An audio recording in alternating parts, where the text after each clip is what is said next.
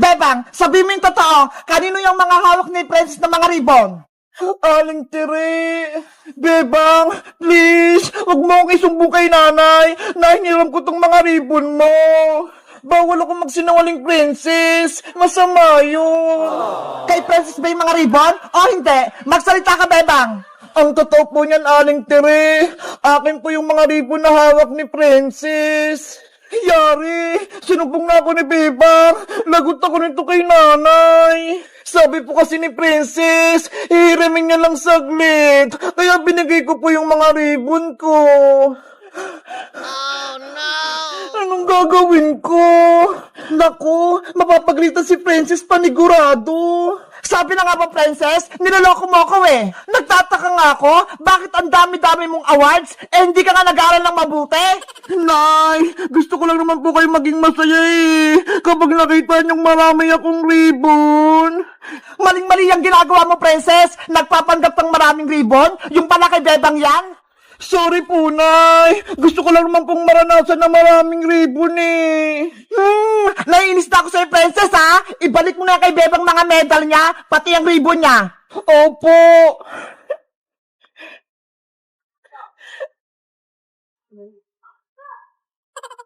Bebang, eto na yung mga ribbon mo, ho. Tsaka medal mo. Tsaka tong certificate mo.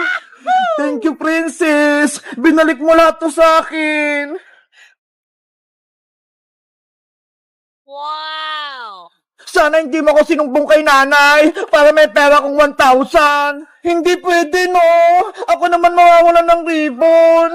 Princess, akin yung 1,000 na binigay ko sa'yo. Babawiin ko na. Pero, Nay, akin na po to.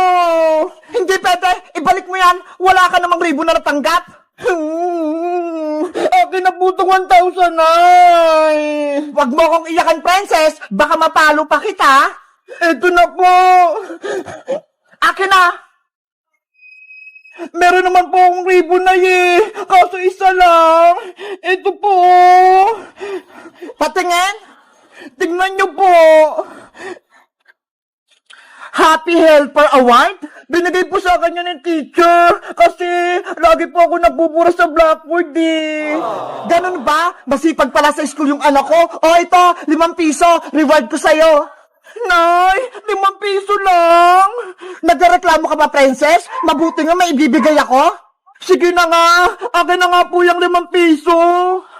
Wow! Buti pa si Princess, binigyan ni Aling Tiri ng pera kasi may ribbon siya. Ako kaya, anong bibigay sa akin ni nanay? Ako, kahit walang bigay sa akin si nanay, okay lang, sapat lang sa akin yung pinag-aaral niya ako. Ayo nga no, tama ka Bebang, itong medal na to, tsaka ribbon na to, eto yung mga sukli natin sa mga magulang natin. Nay, bilhan niyo po ako ng chicken joy ha, sabi niyo po kanina. Sige, mamaya, manghuli ako ng manok, ayun yung lulutuin ko.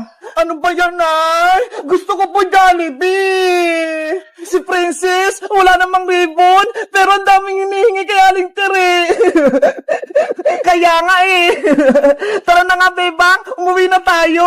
Okay, umuwi na tayo, Iska. Ipapakita ko rin to kay nanay yung mga awards ko. Guys, tapos na ba yung recognition day nyo? Anong award yung binigay ng teacher nyo sa inyo? Mag-comment lang kayo. Bye-bye!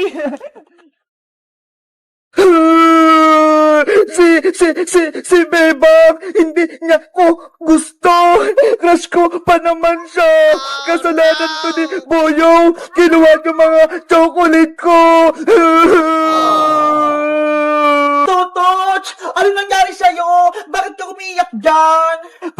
Princess, si Boyong, kinuha niya yung mga chocolate na ibibigay ko sana kay Bebang.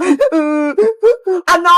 Chocolate? Kinuha ni Boyong Butike? Oo, kaya ayun, hindi ako nagustuhan ni Bebang.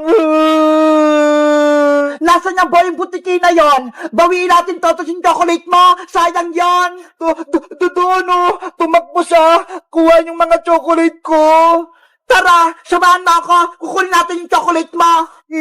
Ikaw yung haharap kay Boyong Princess kasi takot ako kay Boyong eh. Oo, akong bahala sa'yo. Lagot sa akin yung Boyong Butiki na yan. Tara na. Yahoo! Ang sarap-sarap ng chocolate ni Totos. Ang tamis-tamis.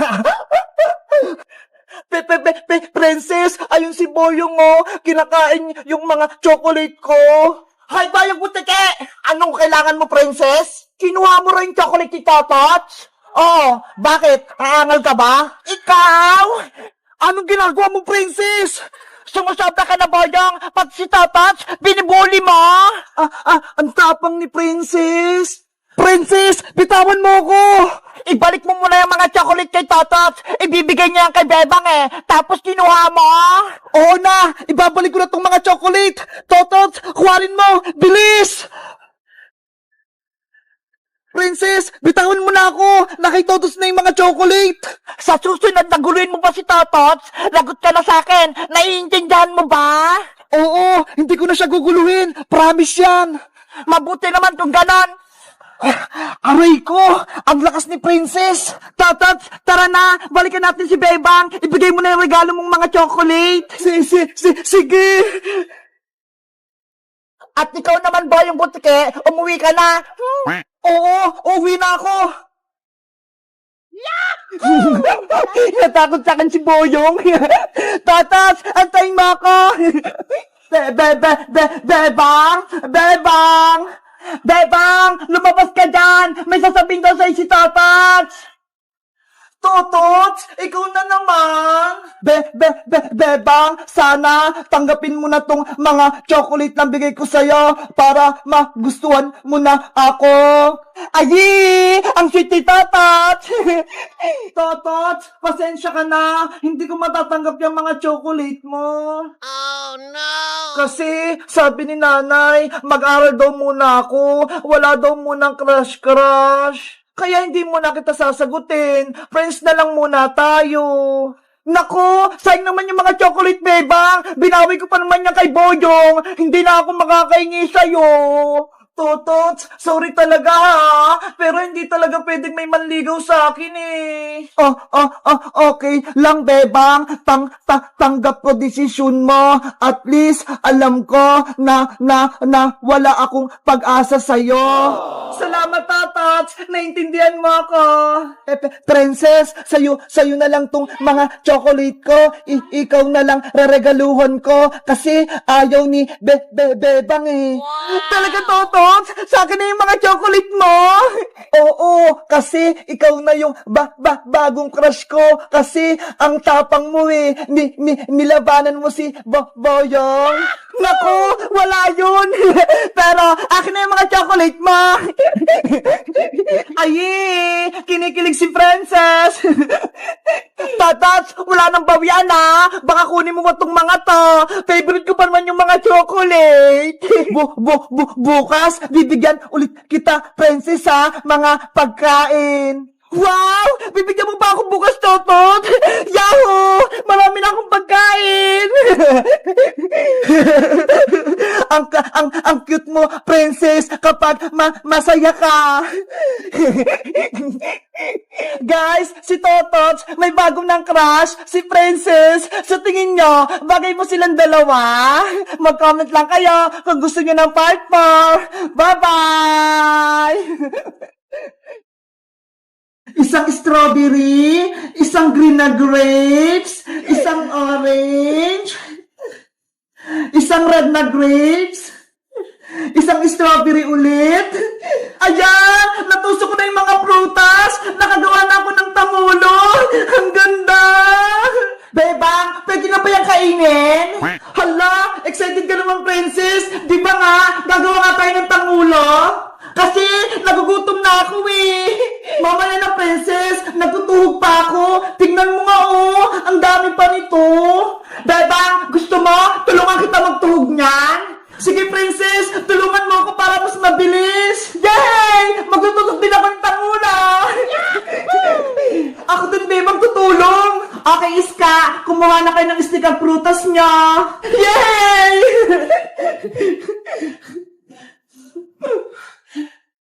Wow! Ito yung unahin ko! Malaking strawberry! Ang sarap! No! Hoy, Princess! Bakit mo kinain yan? Sorry, Bebang!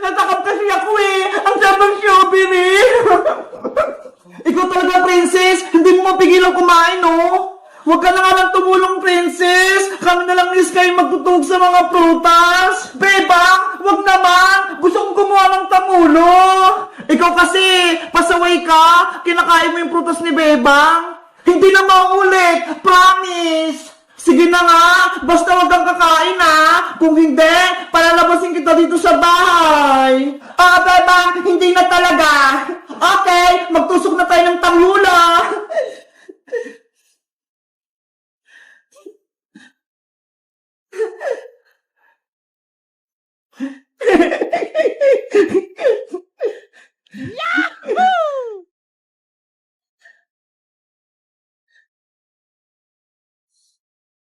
Bebang, ano nga palang gagawin natin dito sa Tangulo? Kakainin ba natin to? Ibebenta natin to sa kalsada Iska bukas para magkapera tayo. Ano ba yan, Bebang? Akala ko naman, kakainin na natin to, tapos ibebenta lang pala.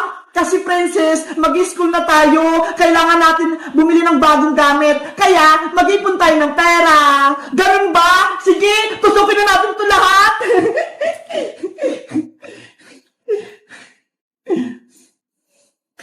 Nakakatakam tong mga grapes. Parang ang sarap kainin.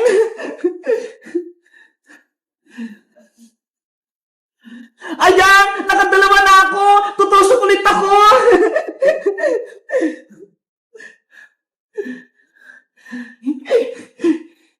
Ako din! Ang ganda na nitong nagawa ko! Ako din! Tapos na itong pangalawa! Bilisan natin para matapos natin kaagad!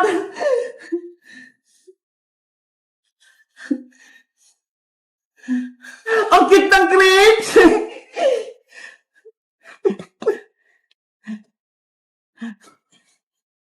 Itong strawberry naman, fresh na fresh! Ay, nahulog! Pupulutin ko! Ayan, hindi na ako may kita ni Iska pati ni Bebang. Pwede ko na itong kainin.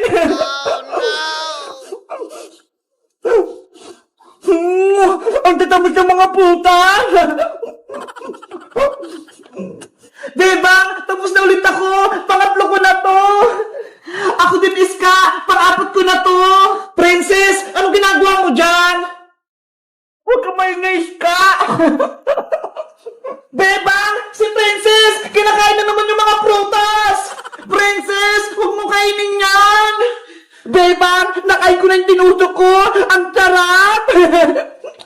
Ano ba yan, Princess? Ang takaw mo talaga!